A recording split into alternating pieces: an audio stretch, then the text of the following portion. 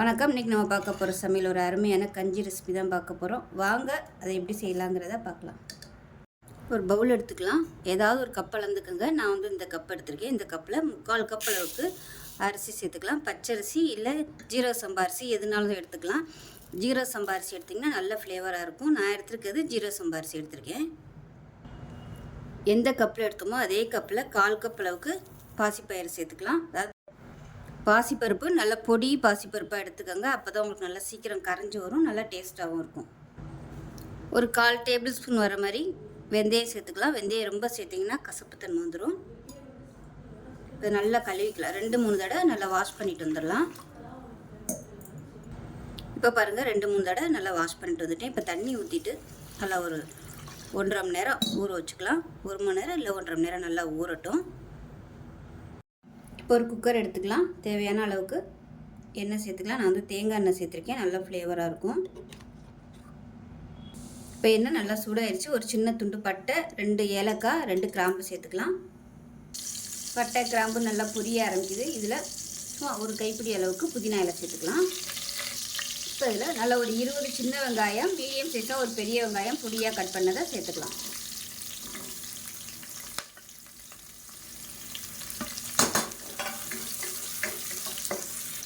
இப்போ இந்த வெங்காயம் வதங்கிட்டு இருக்கையிலே 1 டீஸ்பூன் சோம்பு, 1 டீஸ்பூன் சீரகம் சேர்த்துக்கலாம்.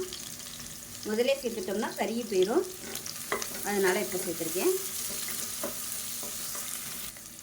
இப்போ இதில் பொடியாக கட் பண்ண ஒரு 4 பல் பூண்டு சேர்த்துக்கலாம். நான் பெரிய பல்லாக எடுத்திருக்கேன்.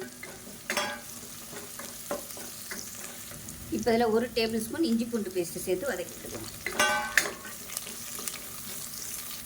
இஞ்சி பூண்டு பேஸ்ட்டு பச்சை வாசனை போனதும் மீடியம் சைஸாக ஒரு தக்காளி, சின்ன தக்காளியாக 1 எடுத்துக்கோங்க. தக்காளி ரொம்ப சேர்க்க வேணாம். தக்காளி ரொம்ப வதக்கணும்னு அவசியம் இல்லை. இப்போ நம்ம ஊற வச்சுருக்க அரிசியை தண்ணியை வடிச்சிட்டு இதோடு சேர்த்துக்கலாம். இப்போ இதையும் சேர்த்து எண்ணெயில் நல்லா வறுத்துக்கலாம். இப்போ அரிசியை சேர்த்து ஒரு 2 நிமிஷம் வதக்குனா போதும். இப்போ நம்ம தண்ணி சேர்த்துக்கலாம். எந்த கப்பில் நம்ம எடுத்தோமோ அதே கப்பில் நான் ஒரு 8 கப் அளவுக்கு தண்ணி சேர்த்துக்குவேன்.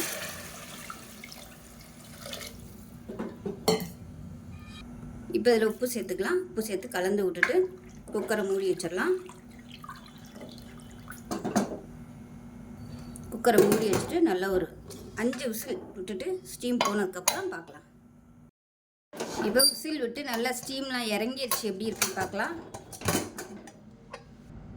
இப்போ பாருங்கள், இந்த மாதிரி தான் இருக்கும். இப்போ இது நம்ம ஆன் பண்ணிவிட்டு மறுபடியும் நல்லா கொதிக்க விட்டுக்கலாம். அது நல்லா கரண்டியை வச்சு நல்லா அந்த மாதிரி மசிச்சு விட்ருங்க.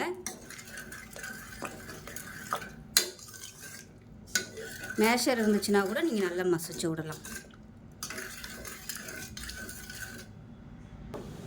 அரிசி நல்லா உடையணும். அப்படி இல்லைன்னா நீங்கள் குருணை மாதிரி மிக்சியில் போட்டு உடச்சிட்டு கூட நீங்கள் இந்த மாதிரி கஞ்சியாக செய்யலாம். அதுவும் உங்களுக்கு சீக்கிரமாகவே விசிலும் 2 விசில் விட்டிங்கனாலே போதும். நல்லா அப்படியே குழஞ்சி வந்துடும். அந்த சூடோடையே இந்த மாதிரி மசிச்சு விட்டிங்கன்னா மசிஞ்சிடும்.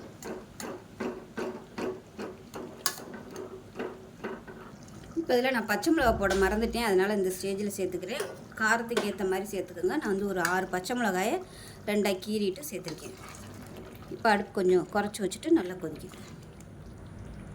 இப்போ பாருங்கள், நல்லா கொதிச்சுட்டு இருக்கு. இந்த ஸ்டேஜில் நல்லா 1/4 மூடி அளவுக்கு துருவன தேங்காய் சேர்த்துக்கலாம். அது கூடவே இப்போ இது கொஞ்சம் கொதிக்கட்டும். 1 நிமிஷம் கொதிச்சா போதும். இப்போ 1 நிமிஷம் கொதிக்க விட்டாச்சு. இப்போ கேஸ் அமர்த்திடலாம். அமர்த்திட்டு நல்லா மெஷரிங் கப்பில் 1 கப் அளவுக்கு நல்லா கெட்டியான பால் எடுத்திருக்கேன். ஸோ பால் சேர்த்துட்டு கொதிக்க விடக்கூடாது. அவ்வளோதான், ஒரு சூப்பரான கஞ்சி ரெடி ஆயிடுச்சு. மிக்ஸ் பண்ணி விட்டுட்டு பொடியாக நறுக்க கொத்தமல்லியில் சேர்த்துக்கலாம்.